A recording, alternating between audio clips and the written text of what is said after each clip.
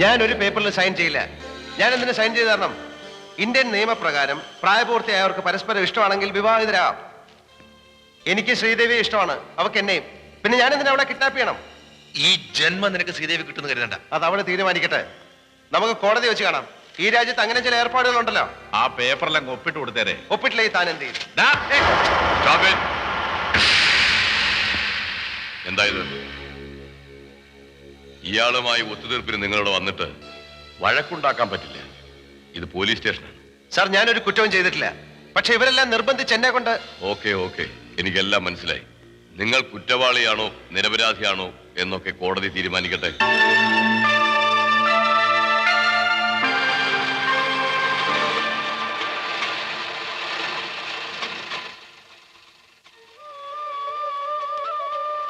എന്തായി മേസ്ത്രി, മോനെ കണ്ടോ? കാണാൻ പറ്റിയില്ല. അപ്പൊ ജാമ്യം? അതും വിഷമമാണ്. പക്ഷെ പേടിക്കാനൊന്നുമില്ല. വക്കീലിനെ കണ്ടിട്ടാ ഞാൻ വരുന്നത്. കേസ് ജയിക്കുമെന്ന് അദ്ദേഹം ഉറപ്പ് വന്നിട്ടുണ്ട്.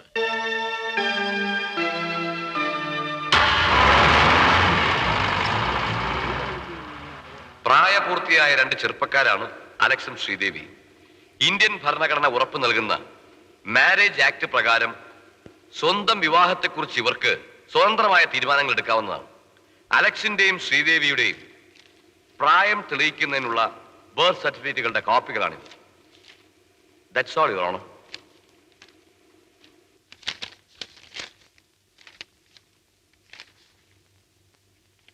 അമ്മ വിഷമിക്കാണ്ടിരിക്കേ. അതെ.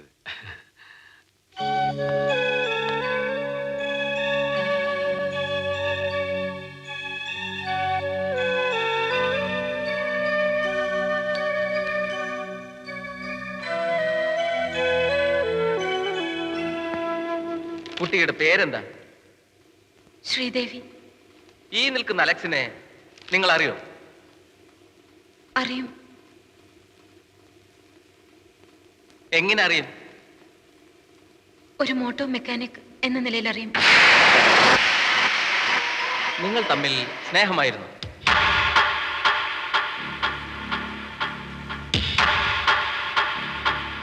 നിങ്ങൾ പൂർണ്ണ മനസ്സോടെയും സമ്മതത്തോടെയും ഈ അലക്സിനോടൊപ്പം ഇറങ്ങിപ്പോയതാണ്?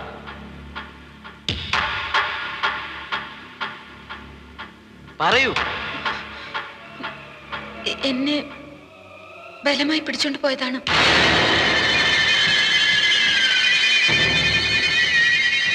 That's all, Your Honor.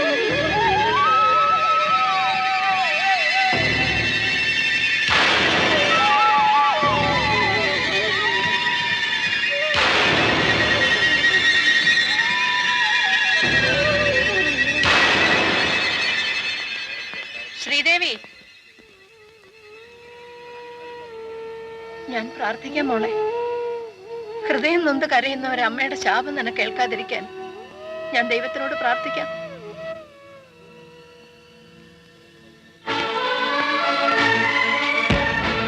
Vadakkedath Sam Cherian മകൻ സാം അലക്സാണ്ടർ മേലെ വീട്ടിൽ വിശ്വനാഥ മേനോൻ മകൾ ശ്രീദേവി മേനോനെ ബലാത്കാരമായി തട്ടിക്കൊണ്ടുപോവുകയും ഒളിപ്പിച്ചു വെക്കുകയും ചെയ്തു എന്ന പ്രോസിക്യൂഷൻ വാദം സംശയാതീതമായി തെളിയിക്കപ്പെട്ടിരിക്കുന്നതിനാൽ പ്രതി സാം അലക്സാണ്ടർക്ക് IPC 362 366 വകുപ്പ് പ്രകാരം 10 മാസത്തെ കഠിന തടവും 20,000 രൂപ പിഴയും ഈ കോടതി വിധിക്കുന്നു.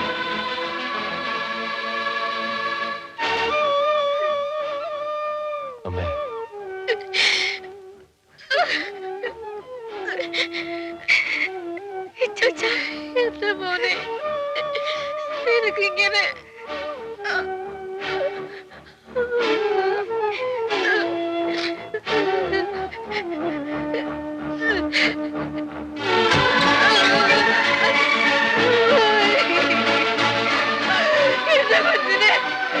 അയ്യോ അയ്യോ, എന്റെ കൊച്ചിനെ കൊണ്ടുപോലെ. അയ്യോ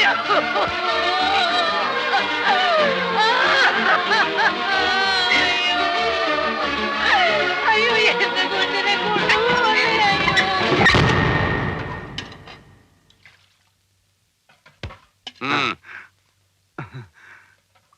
ஏம்பா லைன்ல வரக்கூடாதா?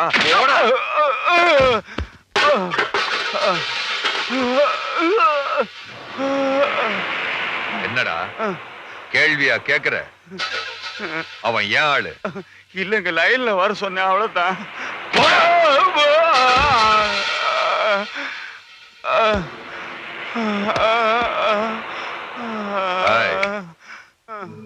டாய், அம்மா,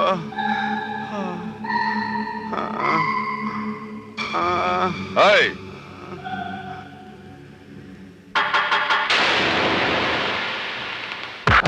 ஏய், நான் பூசா?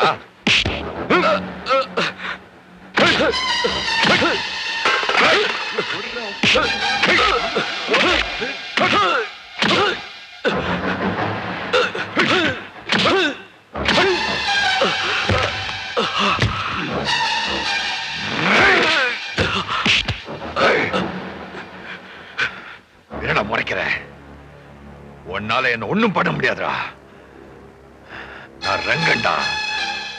இங்க ரங்கம் வச்சதாண்டா சட்டம். உனக்கு என்ன அடிக்கணுமா?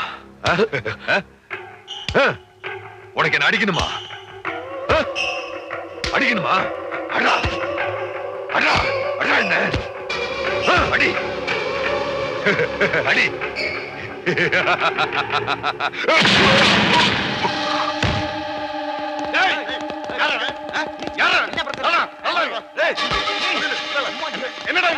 இவன் தான் கல்யாணம் பண்ண சார்.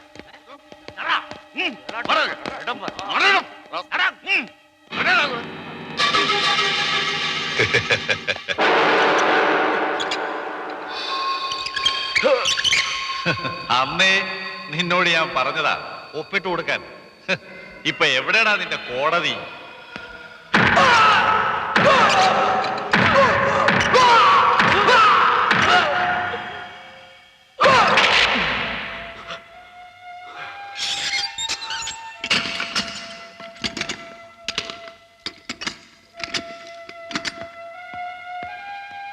അലക്സ് അല്ലേ? ഇങ്ങളെ പറ്റി നമ്മളെല്ലാം അറിഞ്ഞു. എന്റെ പേര് അബ്ദുൾ സലാം. എല്ലാരും എന്നെ അബൂക്കാന്ന് വിളിക്കും. അല്ലാ, രംഗനുമായി അടിയുണ്ടാക്കിയില്ലേ? വേണ്ടായിരുന്നു. അവന്റെ ഇടിയും പോലീസിന്റെ അടിയും. കണ്ടോ, അത് ആ രംഗൻ. കഴിക്കേ, പട്ടിണി കിടക്കണ്ട. ആ വന്നോ ആമിന?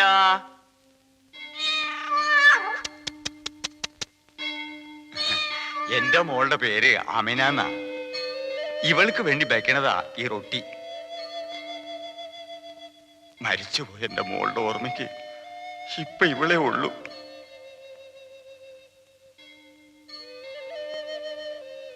മരിച്ചു എന്ന് പറഞ്ഞാ എന്റെ മോളെ കൊന്നു. അവനെ ഞാനും കൊന്നു. ആ മോനിത് കഴിച്ചില്ല, കഴിക്കേ.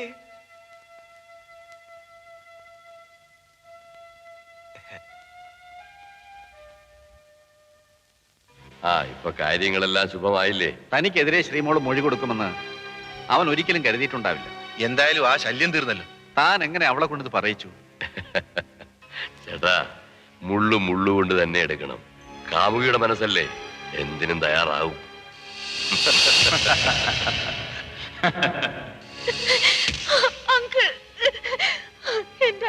എന്താ മോളെ, എന്തു പറ്റി? അങ്കിൾ, എന്റെ അലക്സിനെ രക്ഷിക്കണം പ്ലീസ്. അലക്സ് ഒരു തെറ്റും ചെയ്തിട്ടില്ല. കരയാതെ കാര്യം പറ. അങ്കിൾ, അലക്സ് ഇല്ലാതെ ജീവിക്കാൻ എനിക്കറിയാം. ഞാൻ അലക്സിനെ പുറത്തു കൊണ്ടുവരാം. അങ്കിൾ, പക്ഷേ അവനെ മോടെ ചേട്ടനും അച്ഛനും ജീവനോടെ വച്ചേക്കുമെന്ന് തോന്നുന്നുണ്ടോ? ഞാൻ ഇനി എന്ത് ചെയ്യണം? Uncle please help me.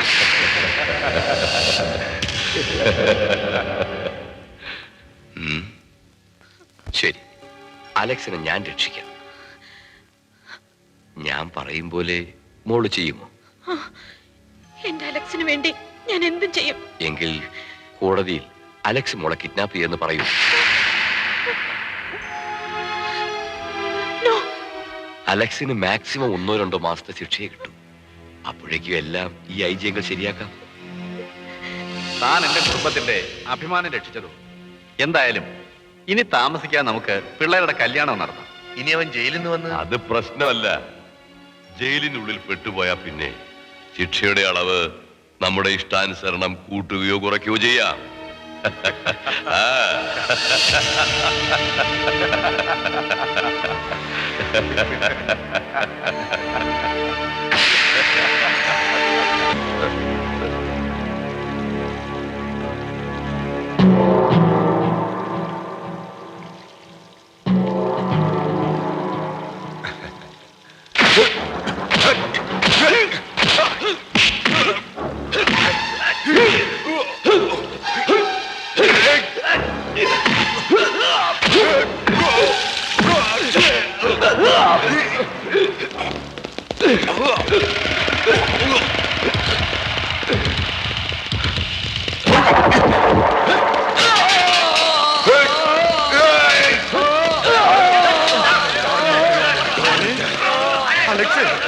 അയ്യോ, രക്തം വരുന്നല്ലോ. സീക്കിരം പിടിങ്ങ ഹോസ്പിറ്റലിൽ കൂട്ടിട്ട് പോണം. സീക്കിരം ആവട്ടോ.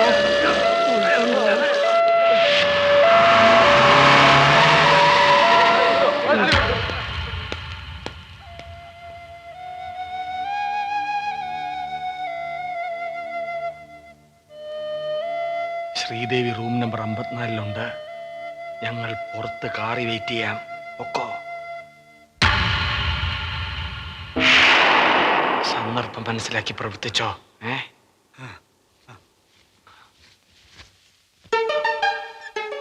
ഡ്രസ് പിടിക്കേ.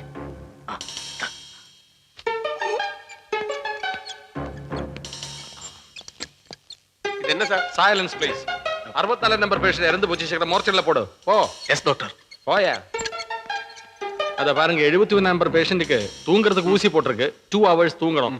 யாரும் டிஸ்டர்ப் பண்ணக்கூடாது. நீங்களும் ஜாக்கிரதை. நீங்க கூட.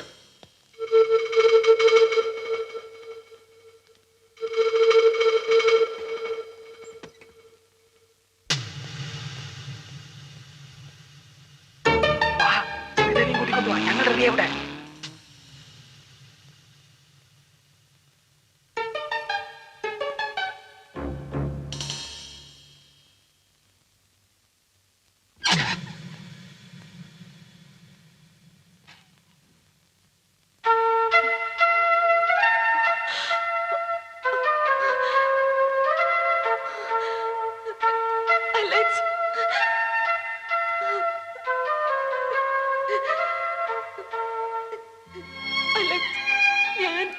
ഒന്നും പറയണ്ട, എല്ലാം എനിക്കറിയാം.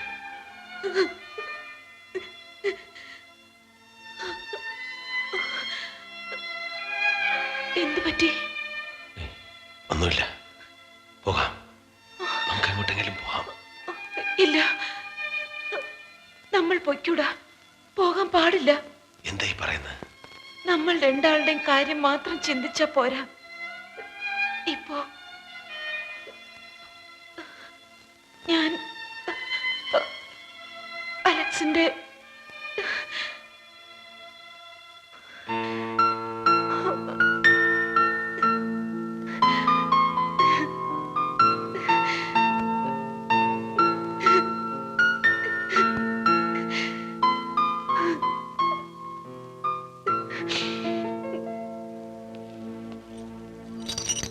ആ, ഈ നിന്റെ കയ്യിലുണ്ടായിരുന്നു.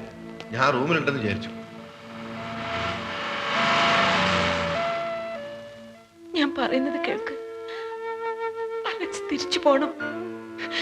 പോകണം. നമുക്ക് വേണ്ടി, നമ്മുടെ കുഞ്ഞിന് വേണ്ടി ശിക്ഷയുടെ കാലാവധി പൂർത്തിയാക്കണം. അല്ലാതെ സമാധാനമായിട്ട് നമുക്ക് ജീവിക്കാൻ പറ്റുമോ? അലക്സ് തിരിച്ചു വരുന്നത് വരെ ഞാൻ കാത്തിരിക്കും.